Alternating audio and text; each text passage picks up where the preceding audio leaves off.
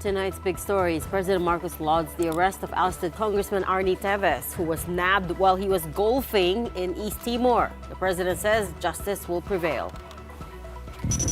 Philippine scientists successfully complete a marine research mission along the sandbars of Pagasa Island despite fresh attempts by Chinese maritime forces to block their vessels.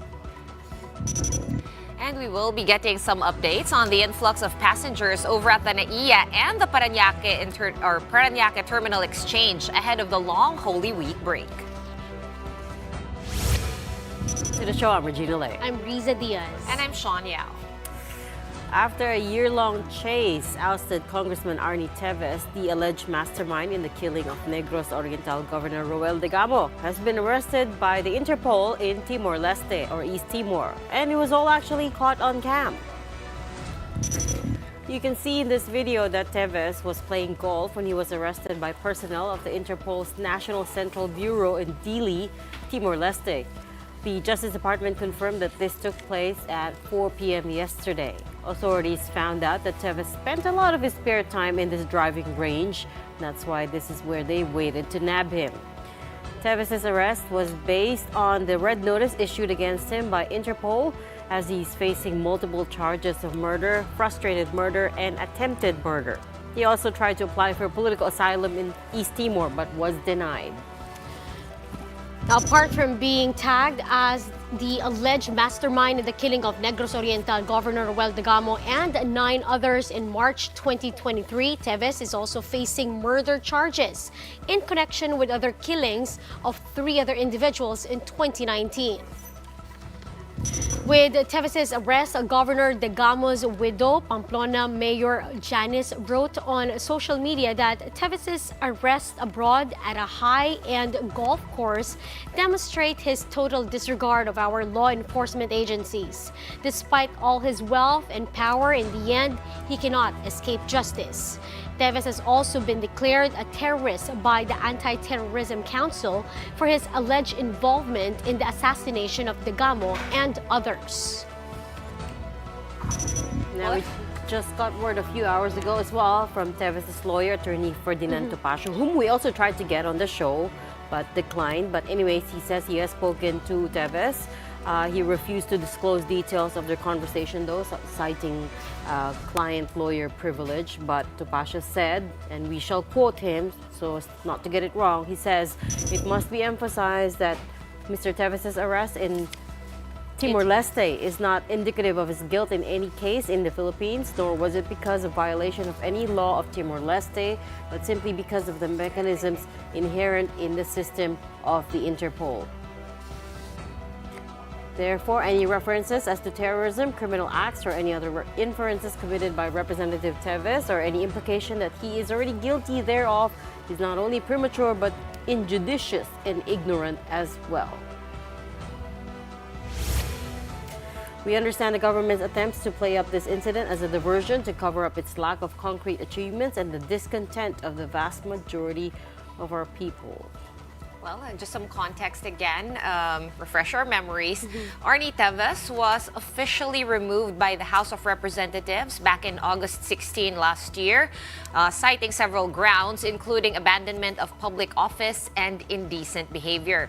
Remember again that March 4 of last year was when he left the country on medical leave and he refused to return to the country, citing threats to his life.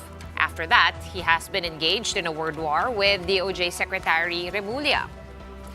Meanwhile, as we already mentioned earlier, President Marcos commended law enforcement, both local and international. PBBM tweeted, "Rest assured that the government will take all necessary actions to bring him back to the country so he can face the charges filed against him. I assure the Filipino people that we will spare no effort in ensuring that justice will prevail in this case. I extend my heartfelt gratitude to all those involved in this operation for their unwavering dedication to upholding peace and order." Now, the big question is, where exactly is Teves and what is next for him following this arrest? Let's try to get some answers from Rainiel Pawid. Rainiel, what do you know? Reg, for now, Teves is in the custody of the Timorese police. The Philippine government sent over a delegation to Timor-Leste to speak with their government and discuss ways on how he will be brought back to the Philippines. For now, though, there is no extradition treaty between the Philippines and Timor-Leste. But according to the Justice Department, it's still possible to extradite or deport the former lawmaker back to the Philippines. Kung sa extradition po kasi, magiging international obligation yun, which means that it will take some time dahil may mga documents pa yon na kailangan. Kung deportation naman, mas mabilis na proseso yon dahil wala naman po siyang passport, wala na siyang valid passport. Kagaya dito sa Pilipinas, kung dinideport natin ang isang dayuhan or foreigner na undesirable alien, tayo rin naman ang nagsasabi kung kailan i-deport. The DOJ adds that Teves' extradition will only take days. The agency sees no basis for Teves to remain in Timor-Leste. Yung initial asylum request niya, dininay. Nung naghain po siya ng motion for reconsideration, dininay ulit po ng Timor-Leste government. So there is no obstacle. Once he returns, Teves will be sent straight to prison. Nandyan yung mga options ng krame, nandyan yung option na NBI detention center. Kung ano po yung magiging decision, it will be based again on how safe and secured the facility will be. Reg, DILG Secretary Benher Abalos say they are prepared to provide Teves security upon his arrival here in the Philippines. Justice Secretary Boying Remulla meanwhile urged Teves to face his quote, long-delayed trial without setting any conditions and to face the court squarely. Reg? Thanks for that update, Rainiel Powered. All right, let's move on to other news. It is day 2. There is a contingent that went out by boat to the disputed waters, and a marine research trip to Sandy Cay in the West Philippine Sea this week was declared a success, but not without another run-in with Chinese maritime forces. There were Chinese Coast Guard ships and no less than 15 Chinese maritime militia vessels on watch. At some point, according to the PCG, the Chinese Coast Guard tried to block and conduct dangerous maneuvers, with only 2 ships serving as escort vessels for the research mission, the BRP Datu Pagbuaya and the BRP Datu Sanday. PCG spokesman Commodore J. Tariela said that one Chinese vessel came as close as 100 meters to the BFAR boat.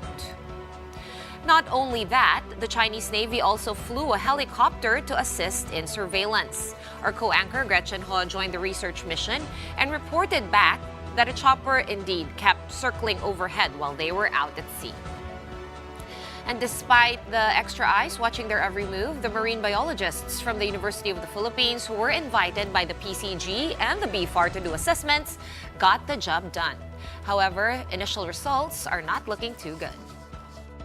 Overall, what we found is that for both fish and corals, there seems to be a suggestion that these reefs are not healthy anymore. Based on initial impression, many of these piles of rubble are not the same with those that are there are many of those that are underwater that are not there. All I'm saying is that I find a lot of these pieces of structures and features that for me is unusual, and in my head maybe it doesn't really come from there. But then we need more research to really verify if all this sort of initial impression are really true. Oh no, so the squirrel incident, I remember there was a big one back under President Duterte when they found, I think it wasn't specifically corals, it was giant clams that supposedly were taken illegally, and a lot of people, I'm not just saying it's China, but a lot of other fishermen do farm or fish for these clams because they're really, really valuable. Although nevertheless, the PCG has said they need further evidence in order to say that there has been a dredging in those areas. China, on the other hand, claimed that it evicted 34 Filipinos from Sandy Cay. That's according to the Chinese Coast Guard spokesperson Gan Yu, who said, and I quote, Filipinos ignored China's warning and dissuasion and illegally occupied Sandy Cay, which the Chinese call Tiesian Reef. That happened yesterday. To counter that, PCG spokesperson J. Tariela said that the initial research trip lasted over 4 hours and that the Chinese were lying. Take a listen. the statement of the Chinese Coast Guard that they were able to prevent us from completing our marine scientific research is not really factual. That's another lie coming from the Chinese Coast Guard. And despite of their provocative actions by the Chinese Coast Guard vessels deployed there, doing dangerous maneuver and blocking operation, and the Chinese maritime militia's illegal presence in Pag-asa case, we were able to complete our marine scientific research. Well, I'm assuming it really didn't happen because the trip is still ongoing, Right. and their Sandy Cay is broken up into 1, 2, 3, and 4. They've done 1 and 2, and 3 and 4 are It's still ongoing. still ongoing. So I think that's pretty true. But we were talking to Professor Renato De Castro the other night, and he mentioned something about China consolidating power. And one of the ways I suppose you do that is to, paasta ka back home for the Chinese people to hear that, we did this very macho act out Right. there. On the other hand, though, AMTI, the Asian Maritime Transparency Institute, that belongs to the CSIS group, estimates that China has carried out unprecedented dredging and artificial island building in the Spratlys, the general area that we're talking about, since 2013, and creating about 1,300 hectares of new land. That's hectares, 1,300 Imagine. hectares. We can That's right. I also can't see even some- imagine the scope That's of a that. big of a city already. Yeah, and you can see Some these cities things are on much Google smaller Earth. than that. Yeah. That's right. Well, in other news, MTRCB has banned the Chinese documentary film Chasing Tuna in the Ocean from being shown here because it depicts a map with the 9-dash line in the South China Sea. Now, there are scenes that show the Indian Ocean and the West Philippine Sea with the controversial U-shaped line figuring in it, although the regulator didn't specify how many scenes there were. Now, as we know, that 9-dash line was invalidated by the 2016 UN arbitral ruling. MTRCB Chairperson Lala Soto said the MTRCB will continue to exercise its powers and prerogatives consistent with its mandate, and as Filipinos, they shall not tolerate any content that undermines the prestige of the Republic of the Philippines. Now, this isn't the first time that the MTRCB has banned a movie due to the 9-dash line issue. The acclaimed Barbie movie almost got banned because of this too. Producers of the film Chasing Tuna may request a second review provided they submit revised material with the contentious scene deleted, according to the MTRCB. Barbie did manage to show because Right. the justification was it was blurred in the background and very, very brief. Pero magagalit ako And pag they were hindi saying it nag-show was yung actually Barbie. for children. Yeah. It wasn't, intended for anything else. Okay, so we'll see what happens to catching tuna in the ocean. But for now, we're going to be taking a quick break. Right after that, the House transmits 2 bills to the Senate, RBH 7 and the bill to revoke SMNI's franchise. Will the upper chamber act on them? We'll try to get some answers from Senate Minority Leader Coco Pimentel after this.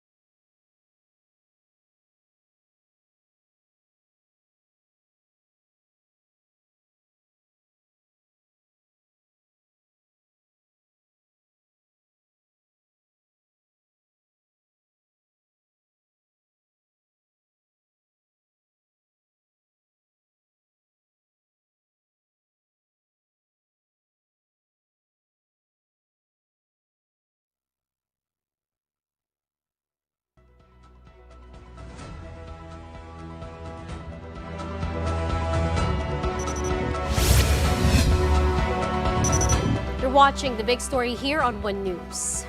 The ball is now in the Senate's court, at least as far as two bills are concerned.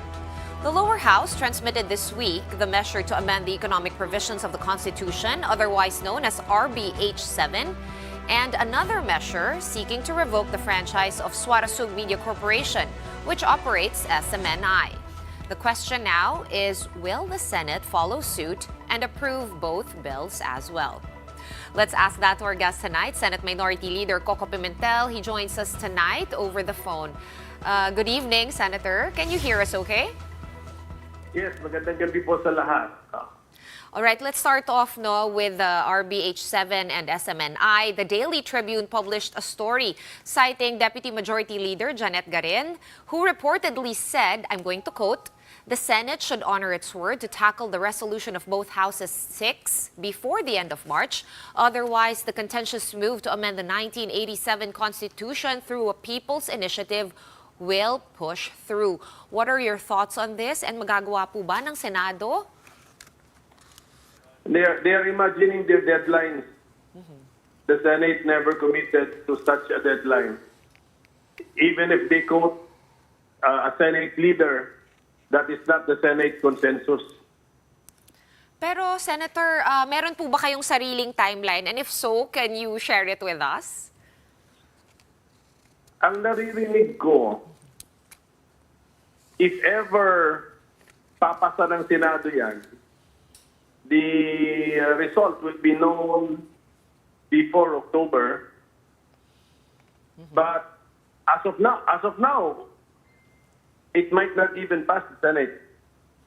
Okay, why is that, Senator? Not enough votes? Not enough votes. Because yung pagdating po sa proposals to amend the Constitution, there is a minimum number of votes. 18. There must be 18 affirmative votes out of 24-person body. So, kung merong 7 na hindi magkakast ng yes vote, defeated na po yung proposal to amend the Constitution. By your estimate, nasan kaya yung ratio at the moment? So you don't think they'll get the magic 18 number. So roughly, how many do you think would vote against it rather? It could even be 1:1. Oh, so half lang, Sen? It could even be 12 versus 12. Yes.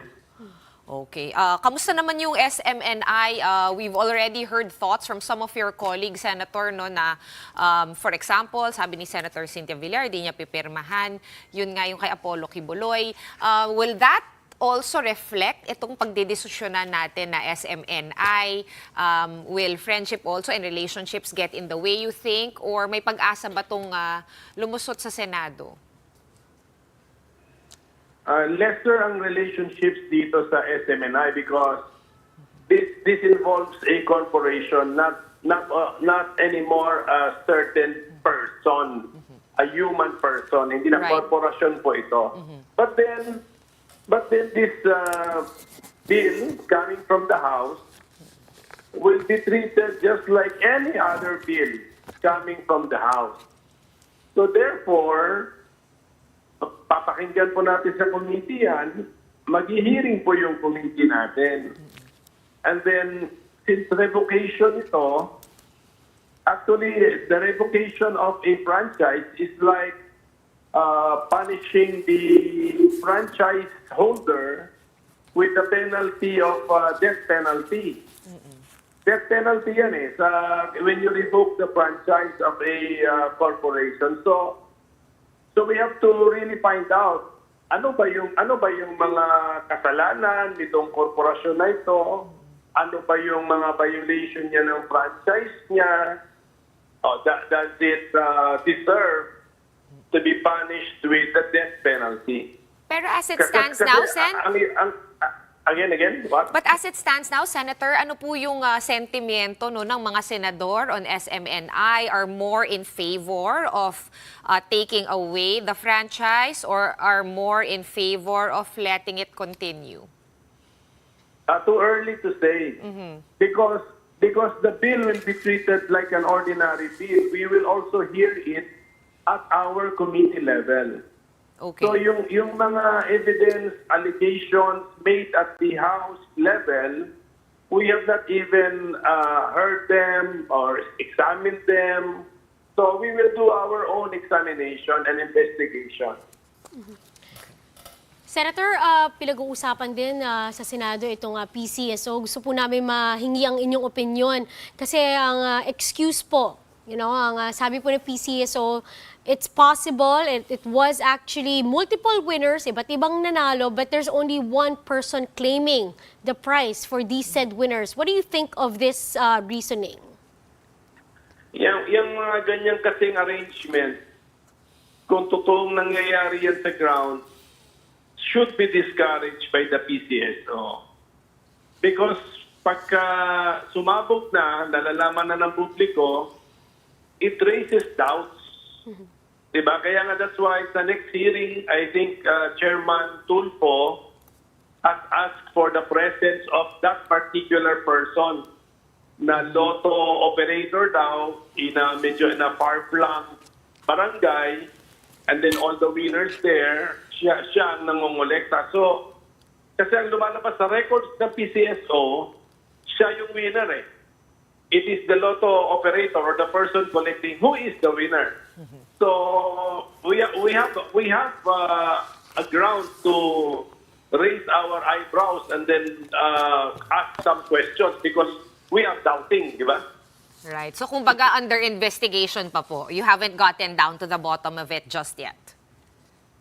Yes, and then ng PCSO, pakiusap natin, use common sense. Iwasan yung mga arrangements na ganyan na nagbibigay ng duda. And then, for example, yung nag-publish sila ng photo ng jackpot winner ng hundreds of millions of pesos, tapos pinotoshop nila, in-edit nila, na nagmukhang cartoons na, di nagdududa po yung mga taong bayan. So yung mga ganyang common sense na lang yan eh. Iwasan niya mga ganyan mga actions which will actually give grounds for the people to doubt whether the results are true or the claimants are real people or not and not part of some syndicate. So common sense po muna sa leadership ng PCSO. You put a stop to all of these practices. Okay. Balik lang muna natin ulit, Senator Coco, no, sa RBH 7 and sa Chacha. May curious lang ako bilang abogado din kayo and of course a lawmaker with a lot of experience. I just wanted to get your thoughts on itong dalawang RBH as a way of amending the Constitution. We have I think this is unprecedented. It's fair to say that. And what are your thoughts? Is this an okay way? Approve ba kayo sa paraan na to pag-amenda ng konstitusyon?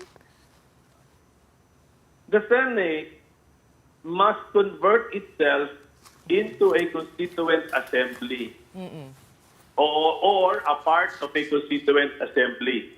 Pero there must be a clear break between our role as lawmakers and then our role as representatives of the people to propose amendments to the Constitution.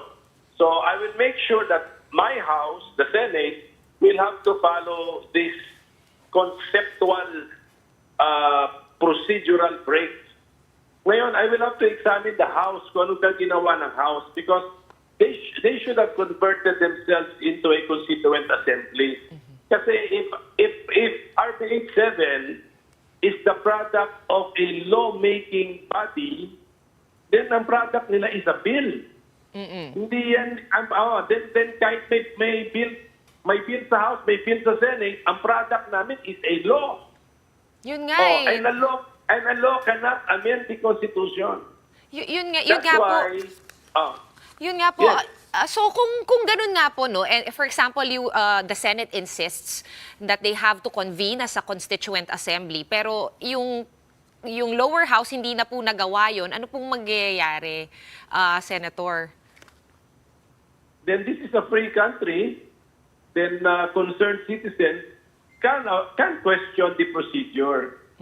Kasi hindi ko pa nababasa ang House rules kasi busy na kami sa Senate eh. So ako, I will concern myself with the Senate rules. There must be Senate rules for lawmaking. There must be Senate rules as a constituent assembly. And then when we pass this, if kung sakali, if we pass this RPH 6, dapat under our rules as a constituent assembly. Ganun po dapat yun kasi otherwise maling-mali po yun. Kasi if we pass it like a law, then the product is a law. Eh, ang pinaka-basic, a law cannot amend the Constitution.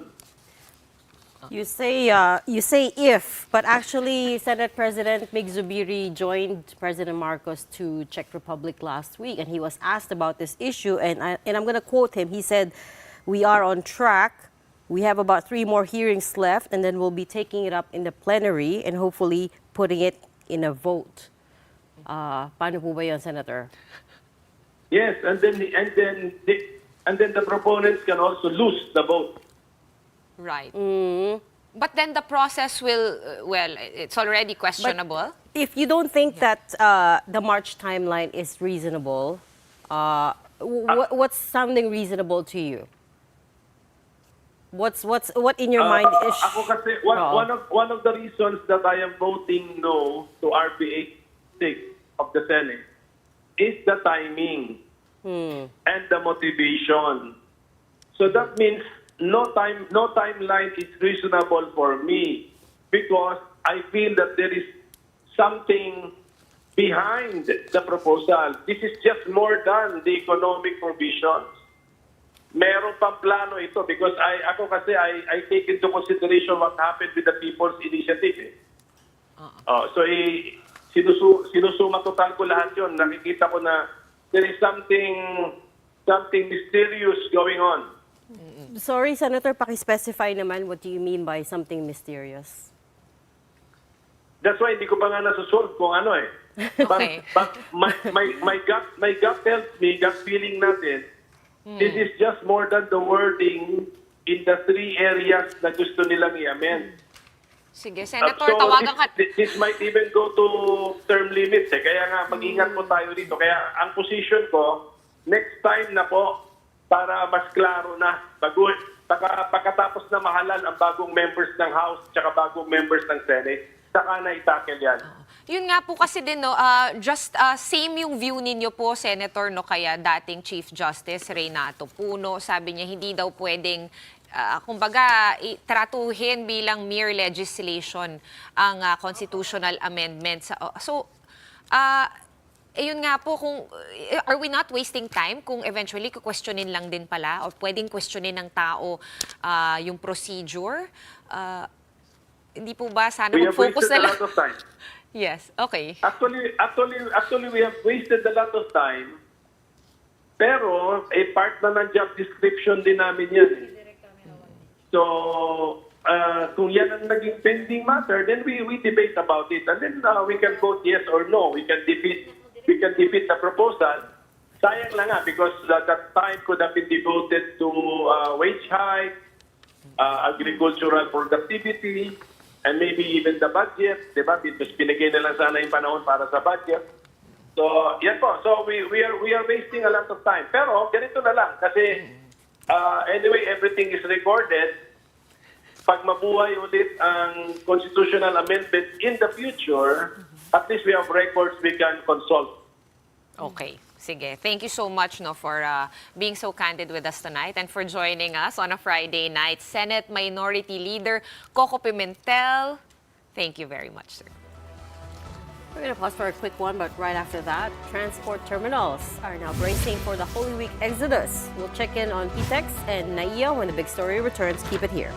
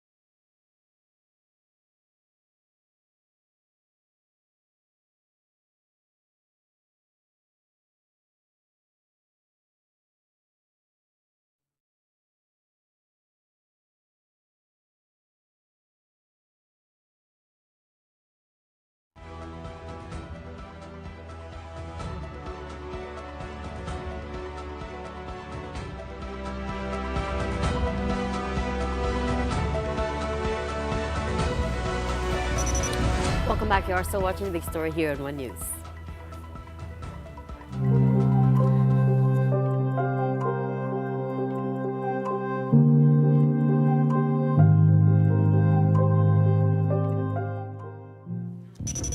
More than 1 million passengers are expected to flock to the Ninoy Aquino International Airport during the Holy Week. Let's try to get the latest on the ground. Marian Enriquez is joining us tonight. Marian, can you give us the latest situation over there? Riza, passengers have started to flock here at the NAIA Terminal 3 as many of our kababayan who will be traveling for the Holy Week break have chosen to leave early today instead of dealing with the crowd next week. At around 3 o'clock this afternoon, this traffic going into the departure area of NAIA Terminal 3. And this scene is expected to get worse as Holy Week draws closer. The Manila International Airport Authority says they are prepared for the influx of passengers, starting from Palm Sunday, March 24, until Easter Sunday on March 31. This number surpasses the over 920,000 travelers who journeyed during the previous Holy Week. Currently, there is an average of 132,000 passengers per day. It is projected to reach 140,000 per day by the weekend. This figure is equivalent to the pre-pandemic Lenten season. With this, the NAIA assured that there would be no disruptions in electricity supply. In the past few months, we've been having our preventive maintenance schedules wherein we check all our power lines, our power relays, our switches. Dalawa po kasi ang ating possible sources of electricity dyan. Electricity coming from Pasay and from Parañaque. No? So kung mag-down man po yung isa, meron pa po tayong isang source of electricity. The MIA is also coordinating with the Bureau of Immigration to ensure that the process at the counters runs smoothly. As for delayed flights, the management is hopeful that the timing of airlines will improve, especially as they continue their maintenance work on the runways. Yung derubberizing, yung ating cleaning ng ating runway, no? We've continued to do that to make sure na wala pong aberya sa ating mga planes. No? We have coordination with our airlines. Riza, the MIA reminds travelers this Holy Week head to the airports early, 3 hours before international flights and at least 2 hours for domestic flights. The agency is also reminding the public to visit their website for the list of prohibited items to avoid any issues with luggage. Riza. Useful reminders. Thank you for that update, Marian Enriquez. Right, from the NAIA, let's check out how things are going over at the PTEX, the Parañaque Integrated Terminal Exchange. Joining us is Camille Samonte to give us live updates. How's the situation there, Camille? Friday night pa naman ngayon.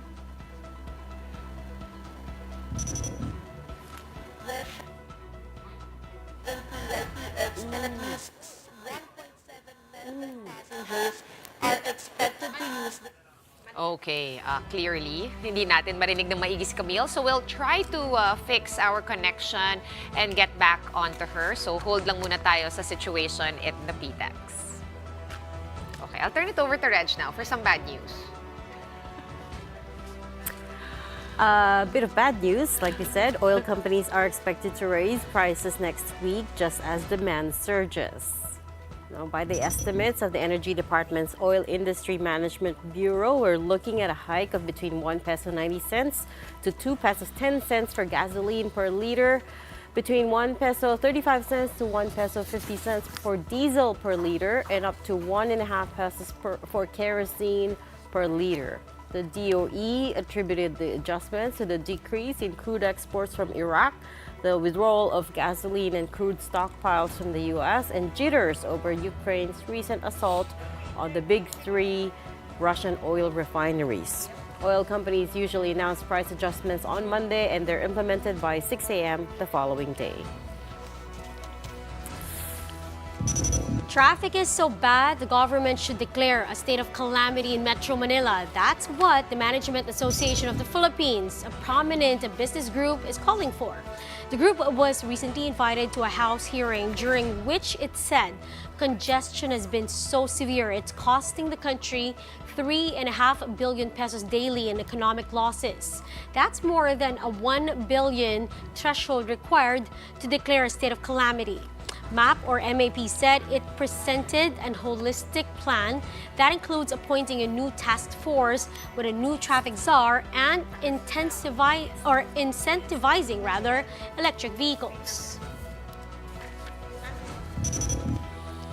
Well, Three So and a half bad. billion I agree, pesos. so bad. Well, I think we all That's not agree so new. bad. But Yeah. 300 billion. tuloy. 3.5 billion pesos is a lot of money to lose to traffic Right. every day. And you know, it's not even so unbelievable. All you have to do is get out in your car and you will see exactly where the 3.5 billion pesos going. Absolutely nowhere, stuck on the roads. There were previous reports from the places like ADB that have also estimated the losses, the daily economic losses at around, in the billions at least. I can't remember the exact figure, but it's Wasn't it definitely in the even billions. more than 3.5, if I remember correctly? But anyway, I think we have Camille now. So again, let's check out how things are going. In case you're not aware, it is the last weekend before the Holy Week. So let's get out over to the Parañaque Integrated Terminal Exchange to check out how things are going there. Camille, can you hear us well now? How are things there? Yes, Sean, I can hear you now. Alam mo, Sean, aabot sa 1.7 million na pasahero ang inaasahan na pupunta dito sa PTEX bago nga mag-Semana Santa. Pero ngayong araw pa lang, may mga ilang pasahero na tayo na nakausap na maaga na nag-book at uuwi ng kanilang probinsya para nga makaiwas sa dagsa ng mga tao na uuwi sa Miyerkules. Sa, nakaraang mga Holy Week Exodus, Camille, meron ba silang mga natutunan from past experience na na-implement ngayon sa nakikita mo? I think yung mga pasahero unang-una talagang natuto na because can you imagine on a Friday, may mga nag-book na. Yung mga nakausap ko, first week pa lang daw ng March, nag-book na sila ng ticket, which is a good thing na yung mga bus line din kasi, todo na yung announcement nila at sinasabi nga nila na it's better na kumuha na ng ticket, mag-book na to get assure seats at hindi na rin sila pumila na napakahaba kasi normally pagka Wednesday talaga, as in a day before Holy Thursday, talagang ubusan yung ticket at ang ending, maraming mga pasahero yung nag-overnight dito at yung iba hindi na talaga sila nakakauwi ng kanilang probinsya. And then pangalawa, dito naman sa PTEX, I saw na mas umayos na yung mga pila ng mga bus. Tapos continuous din yung kanilang reminder doon sa mga pasahero na before sila kumuha ng boarding tickets, kung saan ding gate lang sila maghihintay. So, compared to last year, mas organized na. And so far, Camille, wala naman tayong nababalitaan pa na untoward incident, maayos na security overall. No untoward incidents so far at marami rin tayo mga police na ide-deploy. Actually, ngayon pa lang hanggang itong ang mag-Holy Week, may mga police na ide-deploy. Even here in PTEX, may mga help desk din. Bawat kanto actually makikita kang help desk na nandirito para doon sa mga pasahero na mga ngailangan ng kanilang tulong when it comes to their ticket. Yung mga, kunyari, may mga nawawalang bata or kanilang mga gamit. Speaking of ticket, Camille, I know marami nag-book ahead, pero meron pa bang tickets for sale? Or meron na bang sold out? Meron na bang bus line na nag-decide na magdadagdag ng biyahe for next week? Sean, sa ngayon, marami pang tickets na available. Pero yung mga may mga biyahe kasi katulad ng pa-Bicol, yan yung mga mabilis kasi talaga na ma-sold out. Kaya nga sinasabi ng PTEX, ngayon pa lang, kung sigurado na nauuwi talaga ng probinsya sa Semana Santa, mas maigi na bumili na ng ticket para on Wednesday night, pupunta na lang sila dito para i-claim yung kanilang boarding pass at hintayin yung kanilang pag-alis. But so far right now, enough pa naman yung mga bus and I think in the coming days, baka madagdagan pa yung mga bus na i-deploy.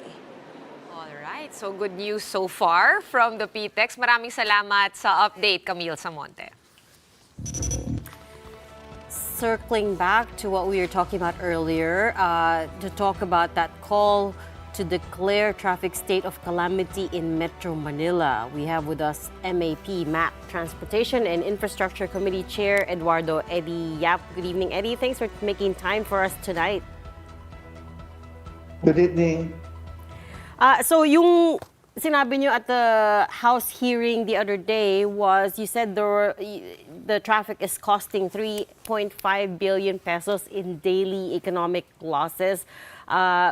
First off, where did you get that figure and what kind of losses are we talking about? That was cited by Congressman Garcia of Bataan during the hearing. But then we all know that the JICA has been making estimates of the economic opportunity losses. So currently it stands at 3.5 billion pesos every day. So MAP as a group is calling for a traffic state of calamity. You're saying the traffic is so bad, kailangan nasa state of calamity na Metro Manila. Explain Yes. to us what the state of calamity will do. You know, the threshold for declaring a state of calamity is 1 billion pesos total damage. That is total. In our case, it is 3.5 billion pesos every day.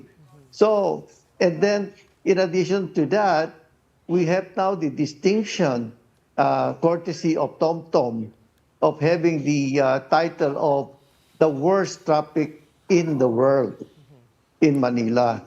So we need to wake up and face the reality and then take appropriate measures. So I said during the hearing last Wednesday that 1 billion is the threshold. So 3.5 billion merits a declaration of a state of calamity. Now this jives with the position of the Management Association because we issued a statement with a holistic plan to address the traffic problem. And we said that a traffic crisis should be declared. Okay. So Eddie, it is consistent with that position. right. Eddie, can you explain to us exactly how the declaration of a state of calamity will remove traffic? Ano po yung pwedeng Well, mangyari based on your holistic plan, yeah? Kinakailangan si Presidente mag-declare niyan.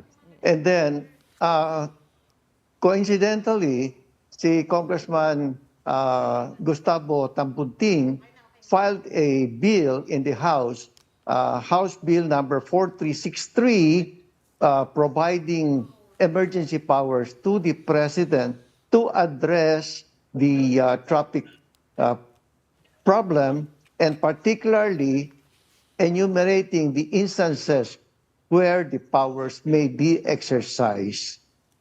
But what exactly do you plan for him to do, for the president to do once he does this? Is there an actual action plan or actionable plan? Yes, we have.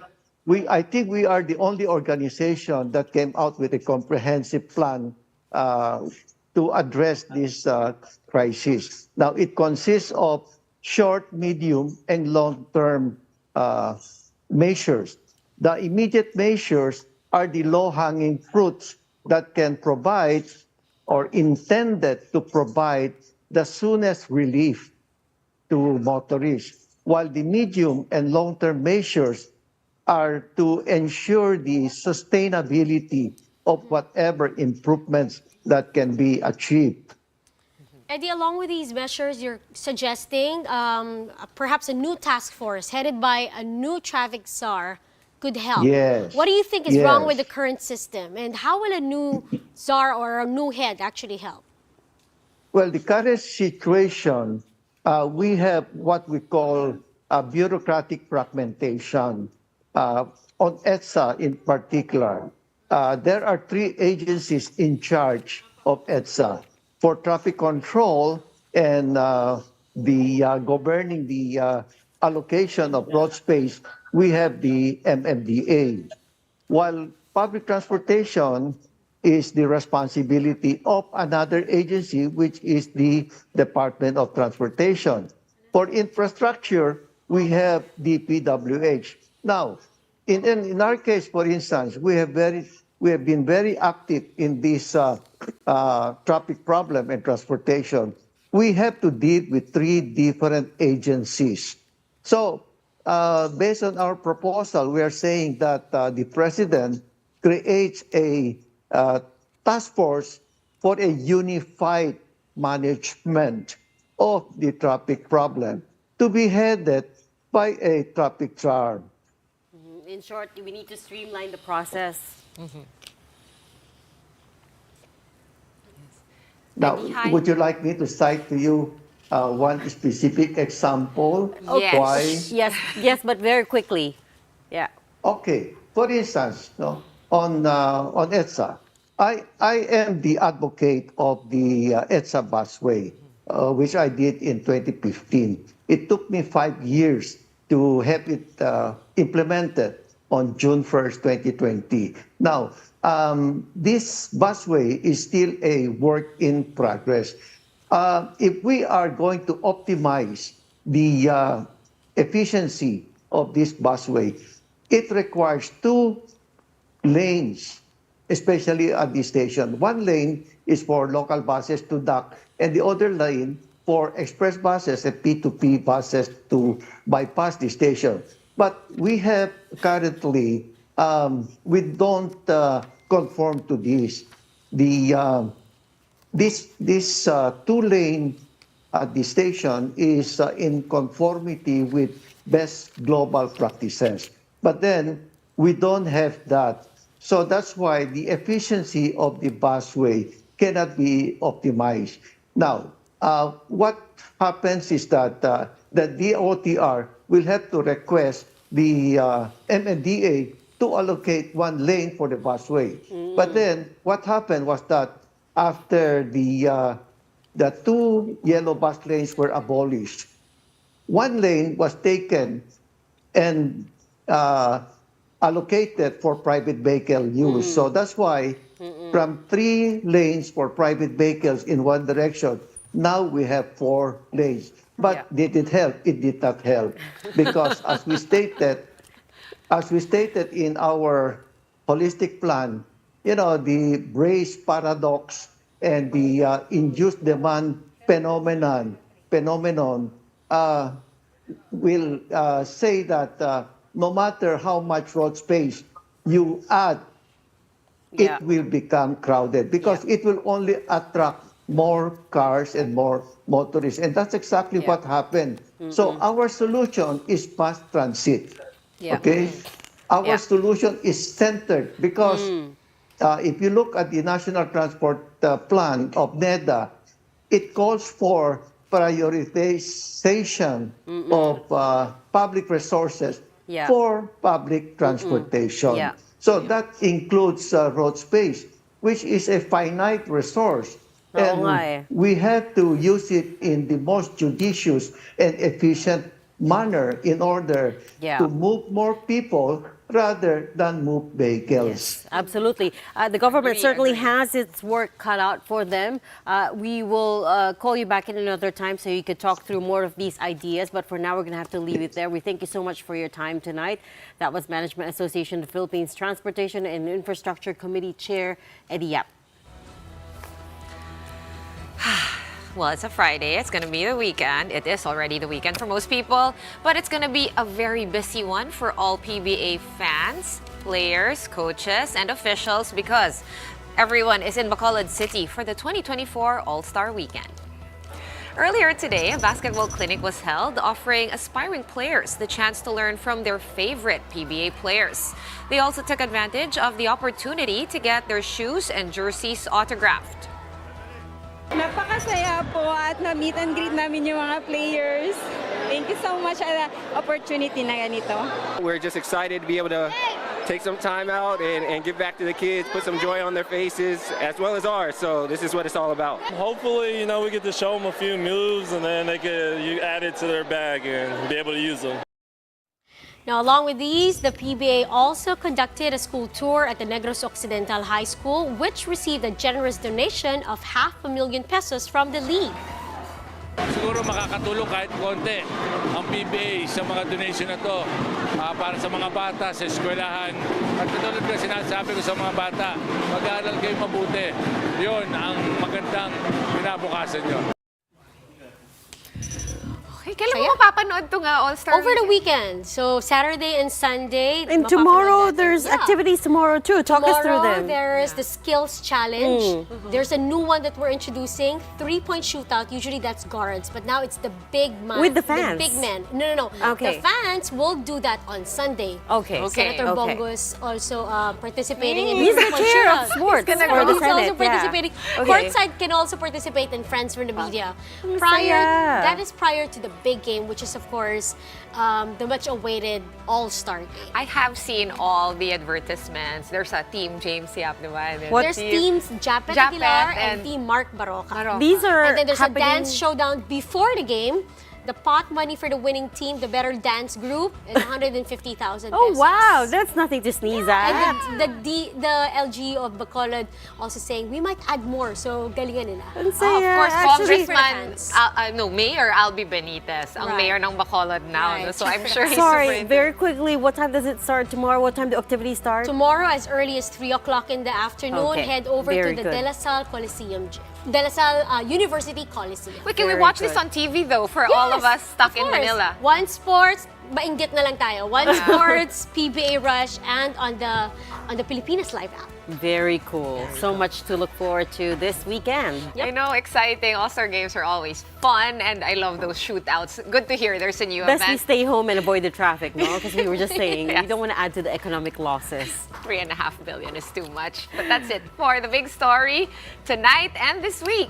We are One News, all sides, all the time. Thanks for tuning in. Have a good night and a great weekend.